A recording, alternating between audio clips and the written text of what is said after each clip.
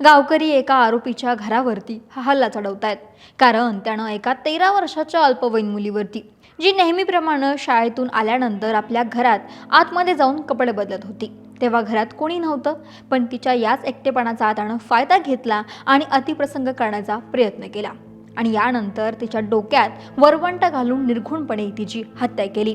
यानंतर इथले गावकरी आक्रमक झालेत। या मुलीच्या न्यायासाठी त्यांनी कॅन्डल मार्च तर काढलाच, पण आता शांत बसायचे नाही असं म्हणत या आरोपीचं घर उद्ध्वस्त करून टाकले। या घटनेनं सासपडे गावच नाही तर सातारा जिल्हा हादरलाय। नेमकं काय घडलं पाहूयात व्हिडिओच्या माध्यमातून। नमस्कार, मी अक्षता आणि तुम्ही पाहताय सकाळ। सासपडे गावात राहणारी 13 वर्षाची आर्या ही गावातील छत्रपती शिवाजी विद्यालयात इयत्ता 7वीत शिकत होती।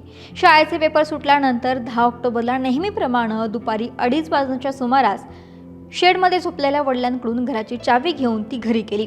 आर्याचं घर शाळेच्या जवळच होतं। अशा सायंकाळी 5च्या सुमारास तिचा भाऊ सार्थकही घरी आला। त्यावेळी घराचा दरवाजा उघडाच होता, पण आर्या काही दिसत नव्हती। ही गोष्ट त्यानं आपल्या वडिलांच्या कानावरती घातली। दोघे सुद्धा पुन्हा घरी आले। घरामध्ये आतमध्ये पाहत गेले असताना आर्या जखमी अवस्थेत बाथरूम शेजारी पडलेली आढळली। रक्ताच्या थारोळ्यामध्ये आर्या पडलेली होती। तिच्या डोक्याच्या मागच्या बाजूला गंभीर जखम झाली होती।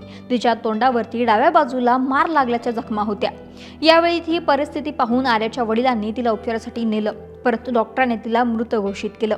या प्रकरणी सातारा स्थानिक पुणे शाखा आणि बोरगाव पोलिसांनी आर्याच्या घराच्या बाजूलाच राहणाऱ्या राहुल यादव या संशयिताला उचललं। पोलीस चौकशीमध्ये तो उडवाउडीची उत्तर देत होता, पण नंतर पोलिसांनी खाक्या दाखवत असताना सगळा गुन्हा कबूल केला। आरोपीच्या म्हणण्यानुसार जेव्हा आर्या घरात गेली तेव्हा तो तिचा पाठलाग करत गेला। आजूबाजूला कोणीच नव्हतं हे बघत तो घरामध्ये घुसला आणि तिच्यावरती अतिप्रसंग करण्याचा प्रयत्न केला, ज्याला 13 वर्षाच्या आर्यानं विरोध केला।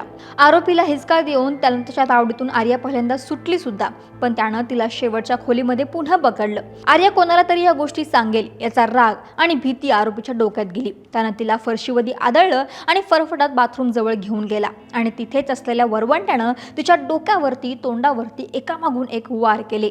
हल्ल्यावेळी सुद्धा आर्यानं विरोध केलाच असेल, पण 13 वर्षाच्या मुलीची ताकद त्या 37 वर्षाच्या नराधमाच्या पुढे कुठे चालली।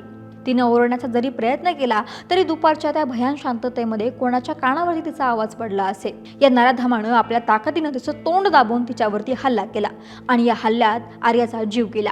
यानंतर आरोपी तिथून पळाला आणि गावात जणू काही झालंच नाही असा वावरत होता।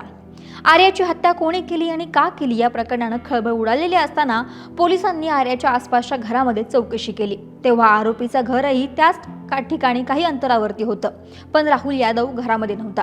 पोलिसांनी त्याचा शोध घ्यायला सुरुवात केली तेव्हा राहुल गावाबाहेरच्या खाणीमध्ये लपून बसल्याचं समोर आलं आणि आरोपीला ताब्यात घेताच या प्रकरणाचा उलगडा झाला। पोलिसांनी 6 तासात त्याच्या मुसक्या आवळल्या, पण धक्कादायक गोष्ट म्हणजे चौकशी दरम्यान या आरोपीचं जुनं आणि भयंकर प्रकरणही समोर आले। या नराधमानं 6 वर्षांपूर्वीही असाच गंभीर गुन्हा केला होता। त्यानं तेव्हाही लहान मुलीवरती अत्याचार केले होते। या प्रकरणी गुन्हाही नोंद झाला होता आणि या गुन्ह्यामध्ये त्याला अटकही झाली होती, पण त्याच्या गुन्ह्यामध्ये पुढे काय झालं, त्या मुलीचं काय झालं हे कोणालाच काहीच माहीत नाही। या प्रकरणानंतर नराधम राहुलला कडक शासन हवे म्हणून शनिवारी गावामध्ये कॅन्डल मार्च करण्यात आलं होतं। आर्याच्या न्यायाची मागणी केली गेली, पण यासोबतच आरोपीवरती कारवाई होत नाही तोपर्यंत आर्यावरती अंत्यसंस्कार करणार नाही असा इशारा देखील गावकऱ्यांनी दिला होता। यावेळी गावकऱ्यांनी मिळून आरोपीच्या घरावरती मोर्चा काढला। जमावानं आक्रमक झाला आणि त्याचं घर उद्ध्वस्त केलं। त्याच्या घरावरची पत्रे काढून टाकली, भांडी घराबाहेर फेकून दिली। आरोपीला फाशीची शिक्षा झालीच पाहिजे आणि आर्याला न्याय मिळालाच पाहिजे अशी मागणी यावेळी होऊ लागली। यावेळी पोलिसांनी सहकार्य करण्याची मागणी केली आणि जमावाला शांत केलं। दरम्यान संशयित नराधम राहुल यादव याला अटक करून न्यायालयापुढे हजर केले असता न्यायालयानं त्याला 18 ऑक्टोबरपर्यंत पोलीस कोठडी सुनावली आहे। तसेच त्याच्यावरती बाललैंगिक अत्याचार प्रतिबंधक कायद्यान्वये कलमांमध्ये वाढ केली। पण मुद्दा असा की याआधीही राहुल सारखा नराधम घाणेरडं कृत्य करतो, त्याला अटकही होते, पण पुढे कोणत्याही प्रकारची गंभीर कारवाई होत नाही। तेव्हा जर राहुलच्या नांग्यात ठेचल्या असत्या, त्याच्यावरती कठोर कारवाई केली असती तर आज ही वेळ आलीच नसती। तेव्हा जर त्याला कठोर शिक्षा केली असती तर आज कदाचित आर्यावरती जबरदस्ती करण्याची ना त्याची हिंमत झाली असती, ना आर्या आपल्या जीवाला मुकली असती। तरी आता या प्रकरणामध्ये पुढे काय होतंय हे पाहावं लागेल।